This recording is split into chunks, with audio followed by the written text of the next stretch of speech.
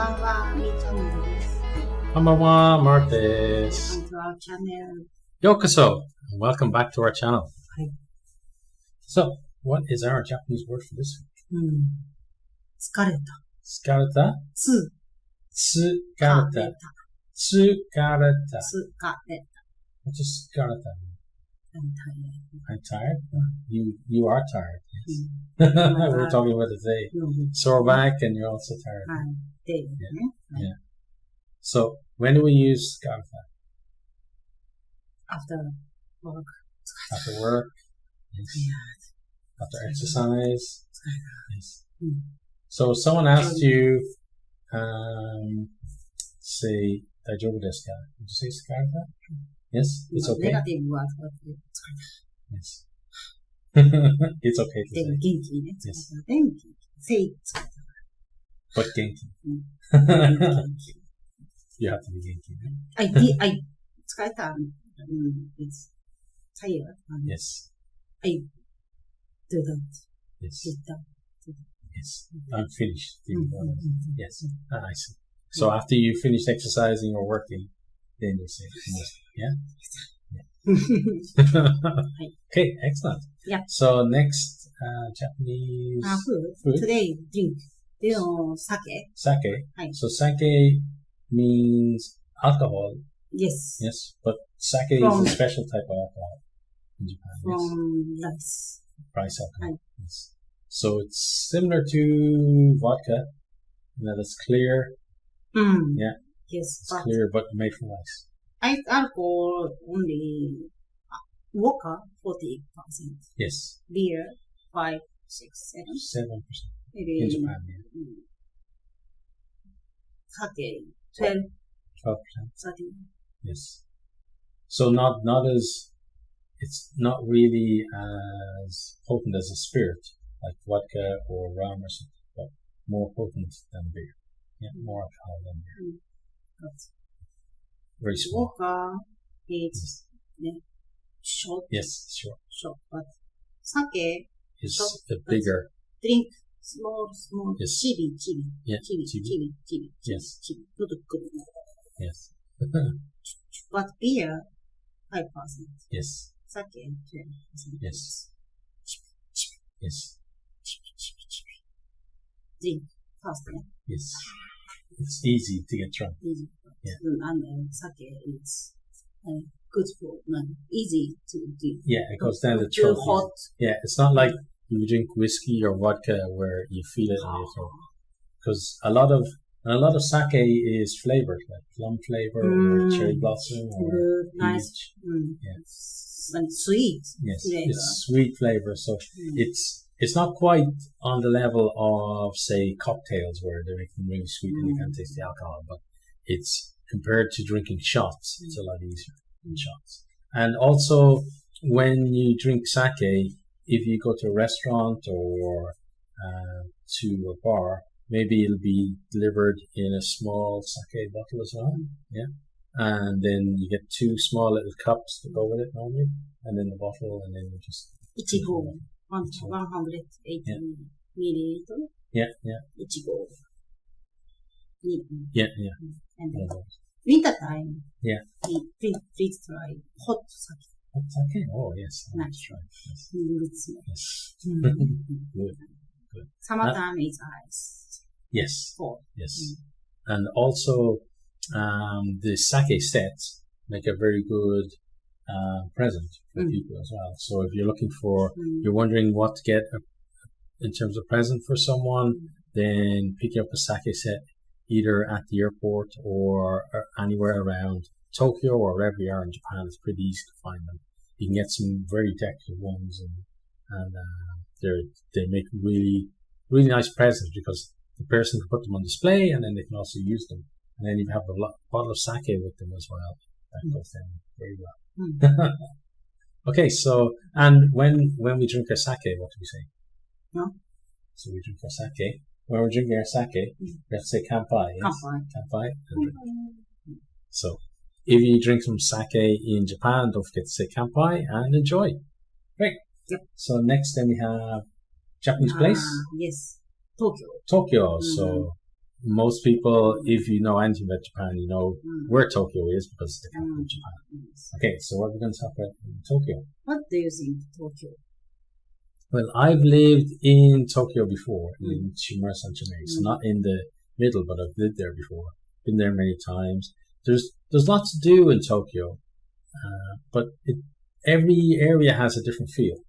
So if you go to Shibuya, it's kind of a very trendy crowd, and like people like to go there for the department stores and also the famous crosswalk. Then Shinjuku is more of a kind of a party town for kind of older people, not so much young people. And then you got like Roppongi, which is very popular with foreigners, and then for girls who want to date foreigners. So if you're a foreign guy and you're looking to date a Japanese girl, then maybe that's where you go. But do remember that they are kind of on the hunt too. So maybe you're not going to meet the love of your life there. Then you got like Harajuku, which is very kind of young and trendy, and you have kind of different street clothes there and all. So every part of Tokyo is very different. And then like the likes of Ikebukuro is for kind of older people, like kind of retired people and stuff. A lot of retired people there. And Akihabara is for like the maid cafes, and so yeah, there's a lot of things about Tokyo. So how about you? Tokyo is convenient. Yes, very convenient. Yeah. Lots of people. Yeah. For me, where I lived, it was okay, because it was in the suburbs. But if I lived, say, in Ginza or somewhere like that, I don't think I'd like it. I think there'd be too many people and just too many high-rise buildings. Yes. And kind of, I like a bit of countryside as well. Yes. And so, obviously, Tokyo has a lot to do, but what things do you want to talk about in terms of what you can do in Tokyo? So now, what Tokyo, before we went to Skytree, now, what's new? Nihibiya, Midtown, it's Lobon, Midtown. Yeah. I don't know what's new in Tokyo. I don't know. So, I suppose one thing that's going to be big is the whole Olympic Park. That's a new area that's being built. And then next year as well, Japan is hosting the Rugby World Cup.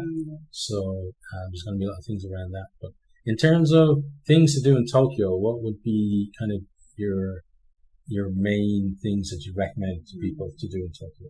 What areas should they go to? What should they try? But now this year, next year, Tokyo is construct. Many station renew, stadium renew, lots of renew. If you want to see the renewal, say people coming and take a photo, but not like now made. So if foreigner go is not inside. But like it's not open. Lots open. Lots of places being renewed. So I'd recommend kind of some of the traditional places. So the likes of Tokyo Tower they've finished the renewal there, haven't they? So Tokyo Tower for a few years had like scaffolding outside and stuff, but now I think all of that's done because it got damaged in the earthquake. But now that's okay, so that's a good spot to go to. Then there's the Sumo Museum in Tokyo as well. It's really good. There is the Skytree is nice. Harajuku for people watching is really cool. Just seeing the different, because you see like the Lolita type girls, and then there's also the alternate kind of punk kind of scene as well there. So you see a lot of differently dressed people. Then you've also got the likes of, we mentioned Shinjuku and Shibuya are kind of mainstays to go to as well. They're cool places to check out. You've also got, if you're into, say, art or science, then Ueno has a lot of art galleries. It's got a zoo, and it's also got a science museum there as well. So that's a really cool place to check out. Then Ikebukuro is kind of for older people, but if you like owls, there's a lot of owls in Ikebukuro. And then there's Akihabara if you are into like games or anime or something like that. Like there's a lot of stuff there. And then also in Roppongi, in the what's the Roppongi, the center there? You know, there's the big spider and Roppongi Hills, yeah. So Roppongi Hills, you got in there. They've got some cool places in there. There's there's like an art gallery close to the Lego place, the Lego Museum. There's an art gallery there that does a lot of anime stuff and that kind of thing as well. So that's kind of more kind of modern stuff there as well. So there's just tons of stuff to do in Tokyo. Like if you come to Tokyo and you can't find something to do, then you're doing something wrong, because there's so many places to go and so many things to try. And the good thing about Tokyo as well is that you can find restaurants from all over Japan. You know, you can find like Okinawan restaurants or Osaka restaurants, and you can find like any kind of food you can find in Tokyo as well. And Tokyo has, if you really are a foodie, like Tokyo has more Michelin star restaurants than New York, London, and Paris combined. So there's a lot of high quality restaurants, and even kind of the regular restaurants are really high quality as well, because it's such a competitive market that if your food isn't good, then your restaurant is going to close. And also, if you love sushi, there's Tsukiji. So like the largest fish market in the world is there. You can go there. You can, if you get there early enough in the morning and you have a ticket, you can watch the auction. Then you can, when the sushi restaurant opens, you can actually watch your fish being delivered to the restaurant, then watch an expert sushi chef prepare the sushi from that fish, and then eat it like as fresh as you can get, and it's just amazing. Tsukiji moved to a new place. So they're moving to a new place. That place this year, please come. To Tokyo, it's the last time in the old Tsukiji, and then they're moving to a new place. If they can solve the flooding problem in the new place. But yeah, it'll be their last chance to check that out, because they're going to go to a new place, and it's going to be more kind of sterile, and maybe you won't get to see as much because they'll it'll be more modern, but also maybe less accessible to you. So it's really a good chance to see it. But yeah, Tokyo has a lot to do. Yeah. Okay. Yeah. Now, next, what are we going to talk about? Do you know judo? Judo, so Japanese traditional culture. Yeah. Judo. I know judo. Did you? I've never tried judo. How about you? No? But Japan is obviously very famous for judo, especially in women's judo. Like in women's judo, there's a lot of good judo players in Japan, like gold medalists. Yes, men's also. Men's as well, yeah. And so, in terms of judo, how popular is it in Japan? How popular? Yeah. So when say from your friends, how many people do judo? No. No. But in junior high school, men do judo. So everybody. Tatami-ru. Yeah. Judo is tatami-ru. Yeah. So, basically, it's like part of the PE program in junior high school. Yeah, in Japan.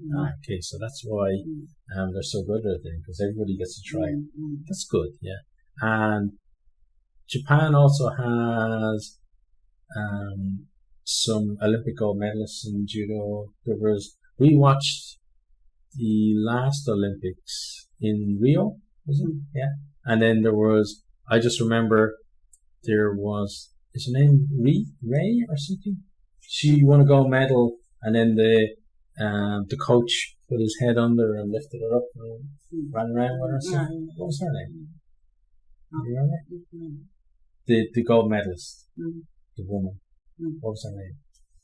Do you remember? It's wrestling. Yes. She was wrestling. Okay, she wasn't judo. Judo? Yeah. What? Yeah. Okay. Yeah. So, but then, so in terms of people coming to Japan and trying judo, can you do it? Can you come and try, or do you have to be a member of a club or something like that? Maybe a member of a club. I don't think so. No. So it might be difficult. Let's see.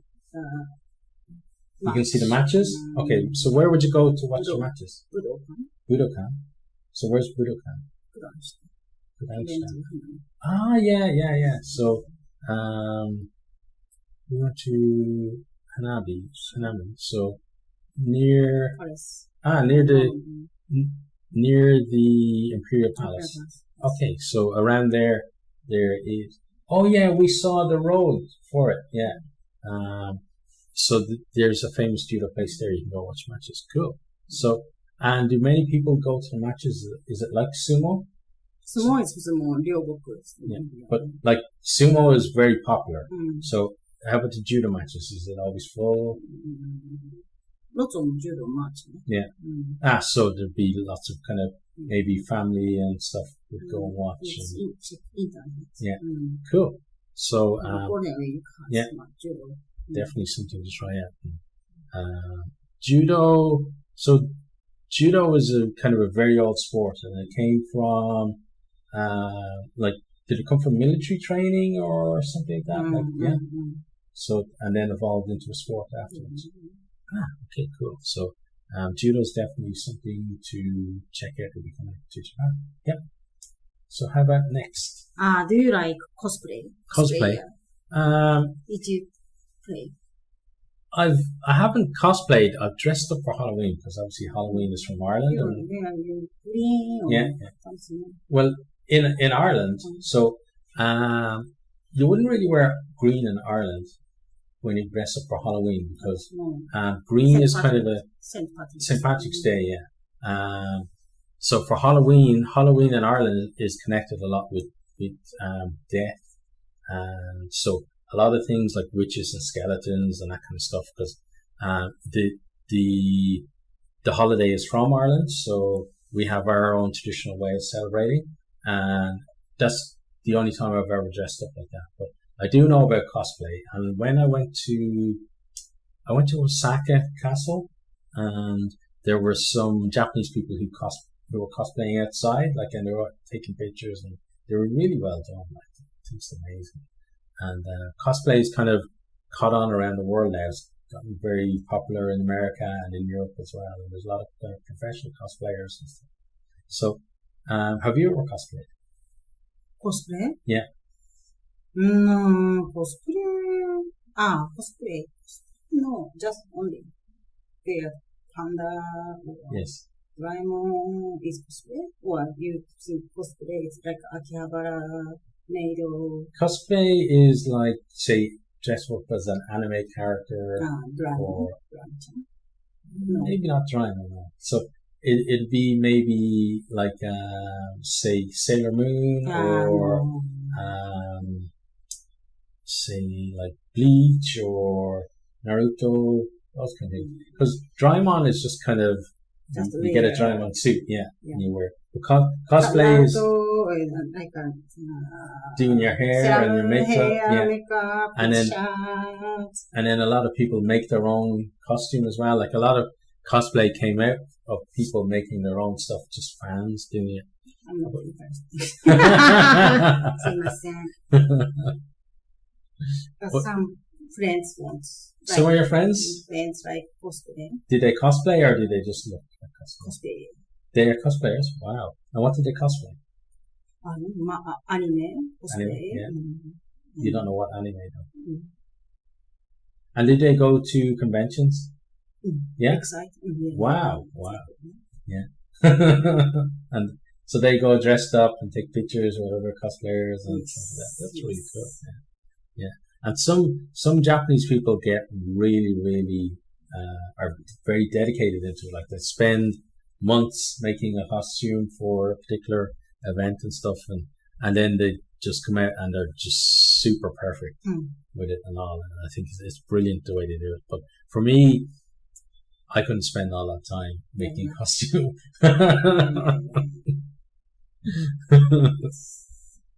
But I do think it's a really cool part of, because a lot of Japanese people can be very shy and very reserved, and then like cosplay is one time where they can just be someone else, and then you can see their personality come through a bit more. So I think there should be more cosplay in Japan. Yes. Great. So do you think you'll ever cosplay someday? Yes. Yes. Cool. Yes. We'll have to cosplay together. Yes. Both Sailor Moon dresses. Yeah. I'll have to get my boot job first. Yes. Okay, so what are we talking about next? Today is snack. Okay, so we have custard cakes. Peach custard cakes. Season. Yeah. So season. Lots of cake. Yes. So in Japan, everything comes individually wrapped. So even though it's in a box, everything's wrapped. Yeah. So if you buy cookies, it'll be the same. Like the box might be a bit smaller, but it might be maybe half the size of this. You'd have 6 cookies, and it'd all be individually wrapped. So I remember when I came to Japan first, and I bought a box of cookies. I'm going to really enjoy these. And I opened it, and there's like 3 cookies. Yes. Oh, what? Potato chips is also a big bag. Yeah. But I've eaten, normally these are sold as custard, just custard, and the custard ones are nice. I've never tried these peach ones though, so this will be interesting. I do know it's a bit dry, so we probably should have had some sake to eat with this. Oh, you're very expert. You might as well eat the one you broke in half then. You don't have to eat that one. Okay. Itadakimasu.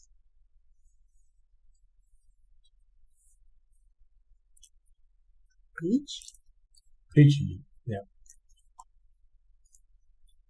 It's nice, but it is dry. It sticks to the roof of your mouth. I need some sake. But that's nice, yeah. Definite thumbs up. That's actually one of the nicest ones that we've had. I really like that, yeah. Thumbs up. Again, only stupid corn got the thumbs down. Okay, so how about next? Cereals, first. Yeah. You know, karoshi. Karoshi. So karoshi.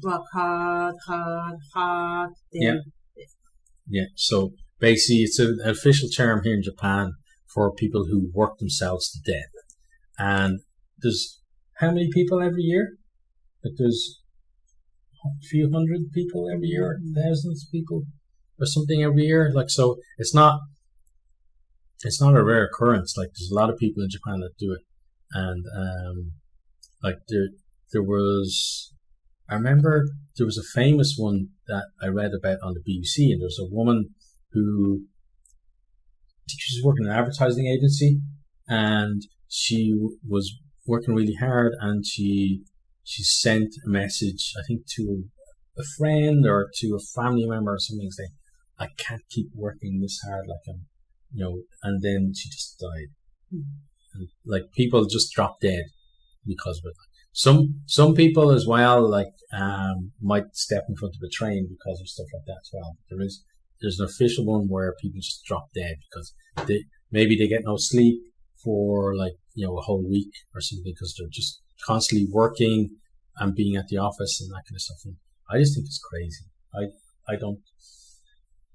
I'm kind of say that I don't understand it, but my history where I overworked in my old job, and that's part of the reason why I live in Japan now, is that so I do kind of understand the obsession of wanting to do a good job and never feeling like there's enough time to do it and bringing work home, and then your work taking over your life.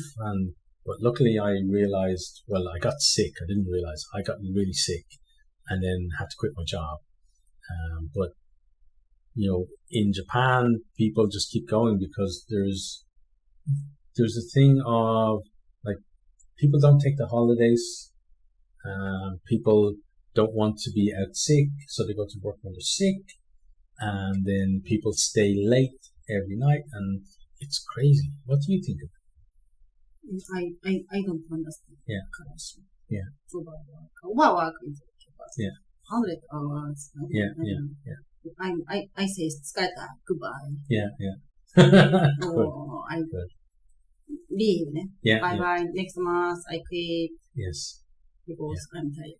Yeah, because as you said, like some people are doing 100 hours a month. Why she not quit? I don't know, because some people are like that. I know other Japanese people like that as well, that they never, even if they don't like their job, they just keep doing it because they don't want to let people down. And she graduated number 1 university. Then maybe she can't. She needs to keep her levels up, and then always up. Maybe she has not to be the run best. Away. And then maybe the job was a bit too hard for her, or meeting those standards at least in the job was a bit too hard for her. But she just decided to keep working at it. And hard work is a good virtue, but not to the point where it affects your health. It would affect your health or affects your relationship with your loved ones, or leads to you dying, then obviously none of those are good things. But again, I kind of understand where you can be in a position where you don't really recognize it yourself. Because I was working away and I was working hard, and I was the boss in my department, so I was telling other people, "Oh, you need to go home, or you need to, you're working too hard," and then I keep working hard. And then I'm the one who got sick. So it's kind of easy to spot it in other people, but when it's yourself, you kind of get a blinker thing where you don't even notice. So I can understand where someone would get themselves in a position like that. And then also in Japan, there's the thing where you kind of set a precedent where if you're working every night till midnight, say, so everyone expects, oh, she's there at midnight, send her an email or ask her to do this. And then one day, say, if she decided, okay, I'm going to finish at 9 o'clock or 10 o'clock and go home. And then someone is ringing her saying, are you in the office? Why not? I need this done for tomorrow. And, that's a danger of that kind of thing, is that when people expect you to be working at that time, then they just give you more work. And then you just get kind of a snowball effect, and it's not good. Yeah. So what's the phrase again? Karoshi. So, if ever you're working in Japan and someone mentions karoshi to you about your own work practices, then maybe you need to work a bit less. Okay. So, what else? This week in Japan? Me too. Me too. So, anyway, outside Japan, you know what Me Too is, but ask people in Japan what Me Too is, and a lot of people won't know. If you ask your friends, maybe they don't know, because Me Too hasn't really taken off here at all, until the last couple of weeks, where it's gotten some traction. So what happened in the last couple of weeks in Japan, in this week? Sexual harassment. Yeah, sexual harassment. So who was involved? Who is broadcast. So there was a journalist, female journalist. Yeah. One female journalist. Yeah. And then the finance minister. Finance minister called to her. Yeah. That's not first time, before. Yeah. He's done it before. But she wants to get a scoop. Yeah. She got it. Yeah. I think journalists asked. Yeah. That's its Prime Minister problem. He never talk. If you are journalist, yes. you are politician. Yeah. I have a question, but yes. you can't. Yes. Maybe you said boo boo. Yeah. Pee pee boo boo. Yeah. I think. Yeah. He said, but journalists again, question. Yes. What's problem? He said 言葉遊び play the term, talking, fun talk. I don't know. I don't know. Wordplay. So yes. Sometimes he said, boo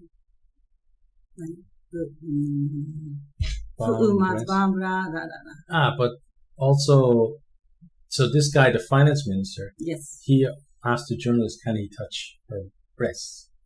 He just say, can I touch? Yes.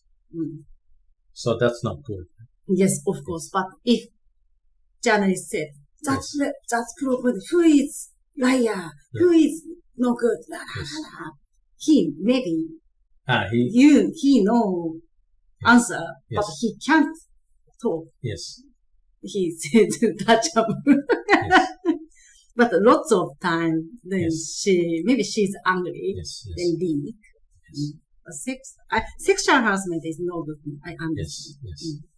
But in Japan, there's a big problem because she told her, she had to leak to a magazine because she told, she works for Asahi TV. Yeah. And she told Asahi TV, I'm being sexually harassed by this politician.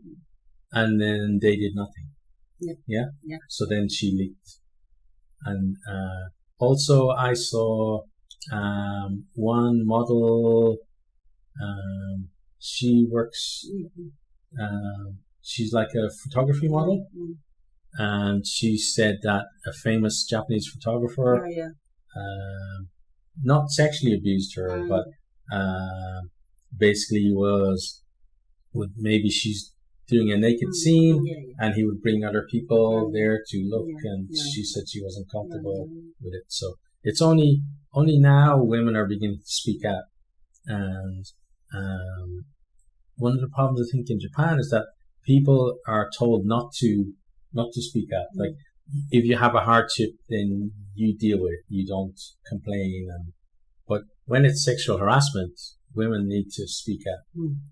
But also, not just the women being harassed, but also men and women in the same company, if they notice it going on, need to say something as well. That, that's not right. That shouldn't be going on.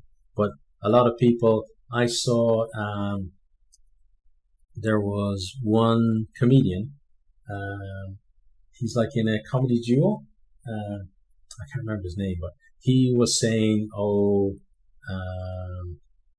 if she's being harassed, why did she keep going back to his office? La la la. But that happens a lot with sexual harassment, where people feel they don't have the power to speak out about it, so they just have to keep going on, and they're hoping it's going to stop someday. And especially in a culture like Japan, where you're not supposed to rock the boat, then it can be very difficult to speak out. So, I didn't find it surprising that it happened in Japan, that people kind of attacked her for speaking out. But it would be nice if, Japan can learn from this now, move on, and more women will feel like they can speak about stuff like this, because I've noticed it as well in companies where I've worked in Japan, where men feel it's okay to make like suggestive comments to women and stuff like that. And coming from Ireland, where like that kind of thing would have happened in the past, but certainly not when I was working there. That if I had said some of the things that I heard people saying to women in my workplace, then I would have been fired on the spot. Like, I don't care if you're a manager, you're not supposed to do that. You're out. But in Japan, like the women will hear it, and then they kind of do a little laugh, but they're uncomfortable with it. But the guys think, I can get away, that's fine. Yeah, but it's definitely something that hopefully gets better in the future. Yeah. So that brings us to score is it? 5-3? Okay. じゃんけんぽいあI call the show! I call the show! Yeah! Ah, no! Another win? Really? Okay, good job. Okay, so Mihoko now is winning 6-3. You're just too good. So that just leaves us then to say, Jane.